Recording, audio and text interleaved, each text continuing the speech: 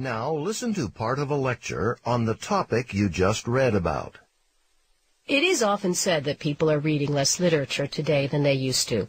What should we make of this? Well, first, a book doesn't have to be literature to be intellectually stimulating. Science writing, history, political analysis, and so forth aren't literature, perhaps, but they're often of high quality, and these kinds of books can be just as creative and well-written as a novel or a play. They can stimulate the imagination. So don't assume that someone who isn't reading literature isn't reading a good book.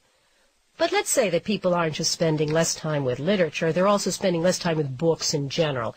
Does that mean that the culture is in decline? No, there's plenty of culturally valuable material that isn't written.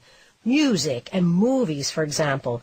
Are people wasting their time when they listen to a brilliant song or watch a good movie? Do these non-literary activities lower cultural standards? Of course not. Culture has changed. In today's culture, there are many forms of expression available other than novels and poems, and some of these creative forms speak more directly to contemporary concerns than literature does. Finally, it's probably true that there's less support for literature today than in earlier generations, but don't be too quick to blame the readers. Sometimes it's the author's fault. Let's be honest. A lot of modern literature is intended to be difficult to understand.